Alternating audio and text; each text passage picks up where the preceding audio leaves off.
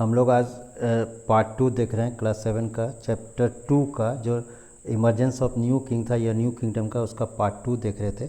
और पिछले वीडियो में हम लोग ने देखा था कि अगर इसमें देखेंगे, पिछले वीडियो हम लोग ने देखा था कि राष्ट्रकूट जो यहाँ पर राजपूत थे, जो नॉर्थन साइड में, इस साइड में जो राजपूत थे वो लोग कौन कौन थे, राजपूत कौन कौन शासन करते थे। 36 क्लेन्स थे राजपूत के, जिसमें से कुछ सूर्यवंशी थे, कुछ चंद्रवंशी थे और कुछ अग्नि कुल के थे। 4 जो थे अग्नि कुल के थे। तो आज हम लोग बात करेंगे, इसकी शुरुआत करेंगे पाल का, जो कि नोट्स नहीं दिए थे।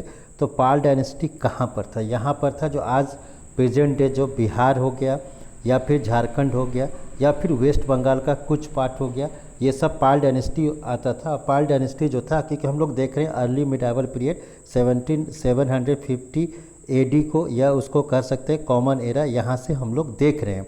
अब इस जहाँ हम लोग देख रहे हैं तो इसमें इम्पॉर्टेंट है कि पाला डायनेस्टी क्यों इम्पोर्टेंट है।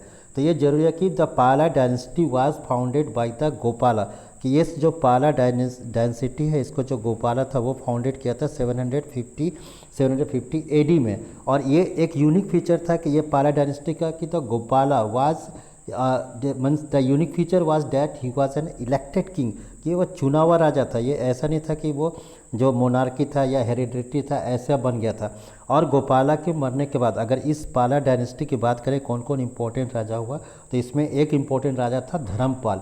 तो धर्मपाल क्यों फेमस है? क्योंकि the famous Vikramshila university of Bihar was founded by the Dharmapal, कि जो अगर बिहार में जो देखते हैं भागलपुर के पास में जो विक्रमशिला यूनिवर्सिटी है, it was founded by the Dharmapal. तो धर्मपाल भी जो था बहुत इंपॉर्टेंट था। और धर्मपाल और एक चीज़ फेमस था कि इस जगह पर कनौज जो है, कनौज, ये एक कनौज क्यों था? एवरीबॉडी, मैंने आगे आप जाके देखेंगे त्रिपाठी स्ट्रगल का अगर जो पिछले वीडियो में हमने बताया था कि त्रिपाठी मैंने 3 पार्टी थे, प्रतिहारा जिसको गुज्जर प्रतिहारा भी कहते हैं, राष्ट्रकूट और पाल, यही पाल थे। तीनों लोग चाहते थे कि कनौज को कैप्चर करें। क्यों कनौज इंपॉर्टेंट था? तो Kannauj was a symbol of power, एक ये सिंबल था शक्ति का था। As its control mint access, अगर इसको कब्जा कर लिया तो इसको माना जाएगा कि वो उसके पास रिच रिसोर्सेस मिल गया, अधिक धन हो गया। कहाँ का रिच रिसोर्सेस? तो जो रिवर गंगा था, जो गंगा वैली का अपर पार्ट का।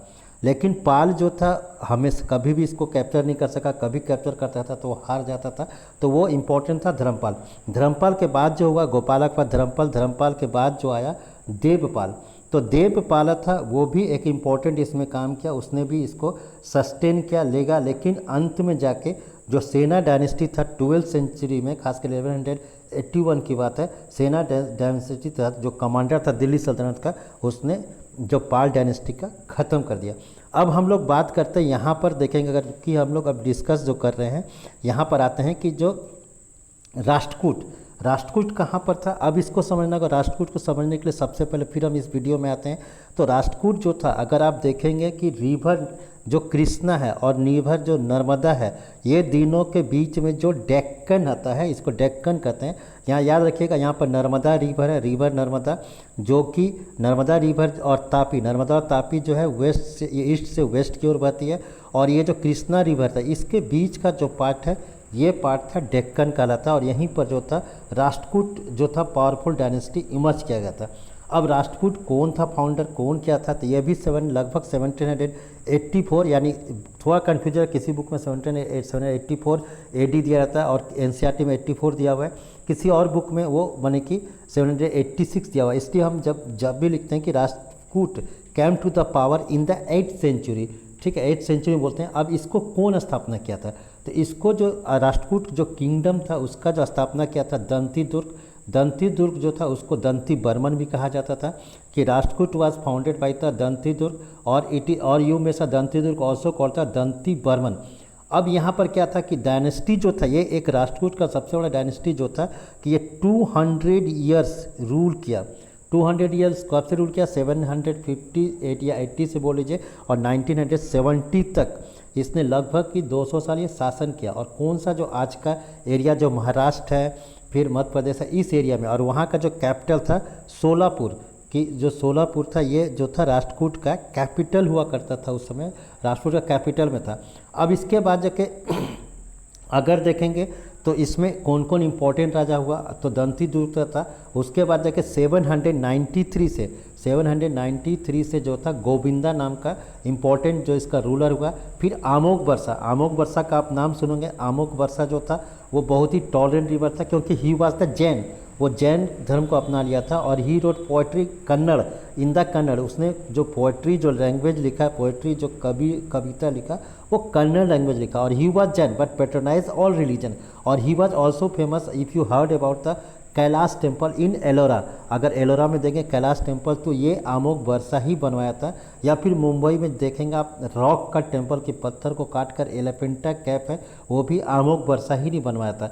यानी अगर राष्ट्रकूट किंगडम्स का देखेंगे, राष्ट्रकूट का देखेंगे तो ये जो था राष्ट्रकूट का जो था, ये 3 राजा इसमें बहुत इंपॉर्टेंट आता है, खासकर दंतिदुर्ग, गोविंदा, अमोघ वर्षा। और इसके बाद जाके कृष्ण थाट जो है 1934 में कृष्णा थाट था। 1934 एडी से लेकर 1963 एडी तक, 1963 एडी तक, तो यहाँ पर जो एडी तक था ये था कृष्णा थाट। अब ये यहाँ तो हम लोग राष्ट्रकूट की बात कर रहे हैं यहाँ पर। अब देखते हैं इसको कुछ नोट्स में हम लोग आते हैं कि as the power and wealth of the samanta, samanta मतलब कौन, जिसके पास पैसा आ गया, जो राजा का ये करता था, और उसी में से अपने आप को महासामंता डिक्लेयर कर दिया। महासामंता मीन्स वाज कि महासामंता डिक्लेयर कर दिया। महासामंता मतलब कि मीन्स ग्रेट लॉर्ड, की जो बड़ा भगवान जो था वो उसने माना कि वो अपने को मान। तो in some cases they even asserted independence one such was the Rashtrakuta, और इसी में से एक था राष्ट्रकूटा। अब राष्ट्रकूटा का देखते हैं तो अगर यहाँ पर हम जैसे ही अभी तुरंत बताया कि Rashtrakuta was founded by the Dantidurga, और दंतिदुर्ग को हम लोग दंती बर्मन के नाम से भी जानते हैं। दंतिदुर्ग जो था उसको दंती बर्मन, और ये पिक्चर्स जो है दंतिदुर्ग का दंती बर्मन से। तो Rashtrakuta chief overthrew the Chalukya in the mid 18th century, कि 8th सेंचुरी, हम अभी जस्ट बताया कुछ कन्फ्यूजन है बुक में, इसलिए इसको मिड 8th सेंचुरी नोट्स में लिखे हैं इसको। तो राष्ट्रकूटा जो था ओवरथ्रू करता है, चालुक्य को हरा के वो कैप्चर करता है यहाँ पर इसमें। अब ही परफॉर्म राइचुअल कॉल्ड, अगर जो दंतिदुर्ग था वो अपने आप को हिरण्य गर्भ कहलाने कहलाता है, literally means golden worm, it means the rebirth of the Kshatriya, कि क्षत्रिय का ये पूर्ण जन्म हुआ, ये वो बतलाता है। Some Brahmins who gave up their traditional professional, अगर इसी एरिया में आता है तो ब्राह्मण जो थे वो मतलब कि अपने जो ट्रेडिशनल प्रोफेशन पूजा पर्वत उसको छोड़ चुके थे, और वो राजा बन चुके थे, खासकर कन्नाडा रीजन में, कर्नाटका रीजन में, जिसमें था कंदप्पा, जिसको मयूस शर्मन कहलाया। फिर गुज्जा पतिहारर जो हरिचंद्र था राजस्थान में, गुज्जर पतिहारर अभी और आएगा, त्रिपाठी स्ट्रगल्स का आएगा, त्रिपाठी स्ट्रगल जिसको हम अभी बताया, गुज्जर पतिहारर, राष्ट्रकूट और पाल तीनों का डिस्कस कर चुके हैं, तो वहाँ पर पतिहारा के बारे में नहीं बताया। अब इसमें से कुछ हम जो उससे पहले आगे जाने से पहले कुछ हम बताना चाहते हैं कि प्रशस्ति क्या है। प्रशस्ति का क्वेश्चन पिछले जो ऑनलाइन एग्जाम हुआ उसमें मैंने पूछा था कि प्रशस्ति का, और चैप्टर 1 में बताया था कि it content detail which may not necessary literally true, कि एक्चुअली ये सही होता था कि नहीं कहना मुश्किल है, क्योंकि